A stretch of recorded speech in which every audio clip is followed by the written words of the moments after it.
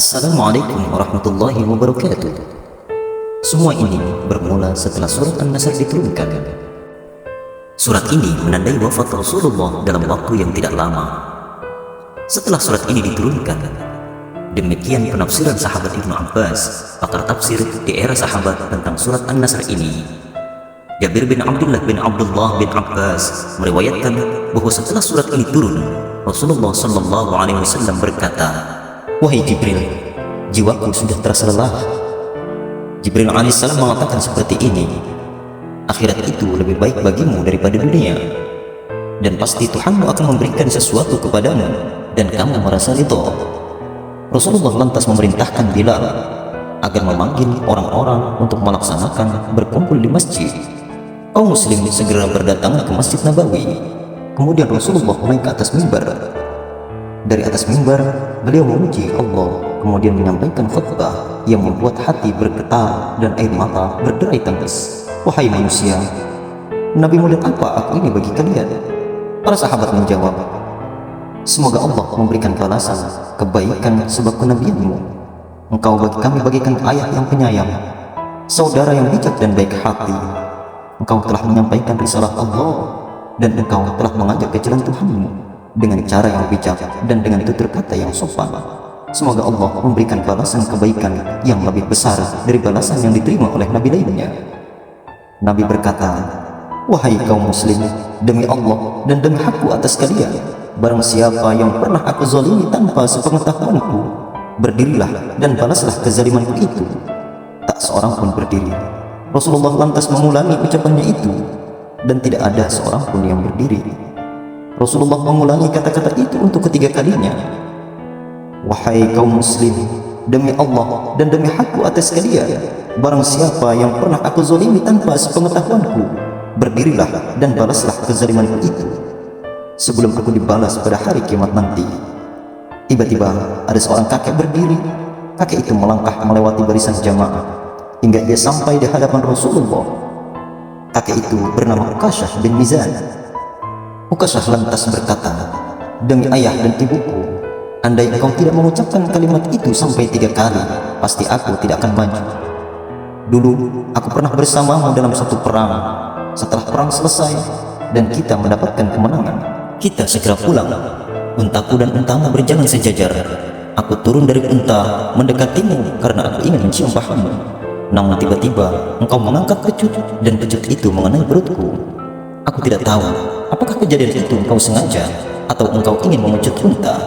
Rasulullah langsung berkata, "Aku berlindung kepada Allah dari perbuatan memecutmu dengan sengaja. Wahai Bilal, pergilah engkau ke rumah Fatimah dan ambillah kecut yang tergantung." Bilal langsung berangkat menuju rumah Fatimah. Tangan Bilal menepuk kepala sambil teriak histeris. Luar biasa. Ini utusan Allah meminta dirinya untuk dibalas. Sampai di rumah Fatimah, Bilal mengetuk pintu dan berkata, "Wahai putri Rasulullah, ambilkan kecut yang tergantung itu, serahkan kepadaku." Fatimah bertanya, "Wahai Bilal, apa yang akan dilakukan ayahku dengan kecut ini? Bukankah hari ini adalah hari haji, bukan hari perang?" Bilal menjawab, "Wahai Fatimah, kamu pasti tahu akhlak ayahnya. Beliau menitipkan satu agama. Beliau akan meninggalkan dunia ini, dan beliau memberikan kesempatan kepada siapapun untuk membalas kesalahannya." Fatimah lantas berkata, "Wahai Bilal, siapa orang yang tega menuntut balas dari Rasulullah? Katakanlah kepada Hasan dan Husain agar keduanya saja yang menerima pembalasan itu. Sebagai pengganti Rasulullah, minta orang itu membalas kepada Hasan dan Husain, dan jangan membalas Rasulullah." Bilal kemudian kembali ke masjid dan menyerahkan kecut itu kepada Rasulullah. Rasulullah Shallallahu Alaihi Wasallam lantas menyerahkan kecut itu kepada Uqasyah. Abu Bakar dan Umar segera berdiri dan berkata kepada Uqasyah, "Wahai Uqasyah, balaskan kepada kami berdua. Kami ada di hadapanmu. Jangan engkau balas Rasulullah." Rasulullah berkata kepada Abu Bakar dan Umar, "Diamlah kalian berdua, wahai Abu Bakar dan Umar. Allah tahu ketinggian derajat kalian berdua." Ali pun berdiri dan berkata, "Wahai Uqasyah, sepanjang hidupku aku selalu bersama Rasulullah. Sungguh aku tidak tega melihat Rasulullah dipecut. Ini badanku, balaslah, pecutlah aku 100 kali. Jangan kau balas Rasulullah. Rasulullah berkata, wahai Ali, duduklah.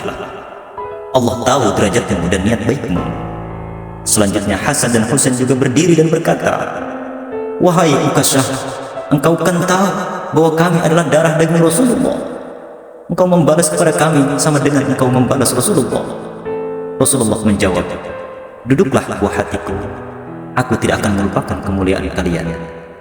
Rasulullah kemudian berkata kepada Ukasyah, wahai Ukasyah, silahkan pecutlah aku. Wahai Rasulullah, ketika engkau memecut perutku dalam keadaan terbuka, kata Ukasyah. Rasulullah Shallallahu Alaihi Wasallam langsung menyingkap pakaiannya hingga perutnya terbuka. Jamaah semakin histeris melihat pemandangan itu. Mereka menangis sejadi-jadinya. Mereka menegur Ukasyah, apakah engkau betul-betul akan mencambuk Rasulullah, wahai Ukasyah? Ukasyah lantas melihat perut Rasulullah dan dia tak kuasa menahan diri. Dia langsung merangsek tubuh Rasulullah Sallallahu Alaihi Wasallam dan mencium perutnya. Demi ayah dan ibuku, siapa orang yang tega melakukan pembalasan kepadamu, wahai Rasulullah? Ujar Ukasyah. Rasulullah berkata, lantas katakanlah, kau ingin membalas atau memaafkan aku? Ukasyah kemudian menjawab seperti ini, sungguh aku telah memaafkanmu karena aku berharap mendapatkan ampunan dari Allah pada hari kiamat. Rasulullah berkata, siapa yang ingin melihat temanku di surga nanti? Lihatlah kakek ini.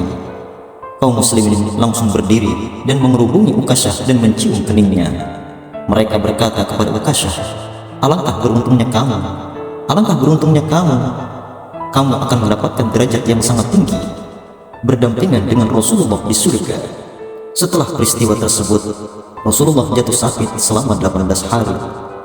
Tepat pada hari Senin, Rasulullah wafat, meninggalkan dunia yang fana ini. Nabi Muhammad Sallallahu Alaihi Wasallam adalah seorang nabi dan rasul. Ia dijamin masuk surga, bahkan pasti berada di tempat yang paling tinggi dan paling mulia di sisi Allah. Namun beliau begitu hati-hatinya terhadap manusia. Ia tak ingin meninggalkan dunia ini sementara masih ada orang yang sakit hati kepadanya. Beliau minta dibalas agar dirinya tak dibalas di akhirat. Fitnah, dusta, caci maki dan kezaliman lainnya yang disebarkan akan menjadi tanggung jawab penyebarannya di akhirat nanti. Herannya, para penyebar fitnah dan para pencaci tenang-tenang saja, padahal Nabi begitu gelisah hanya karena satu kesalahan yang tak disengaja terhadap sahabat Ukasyah.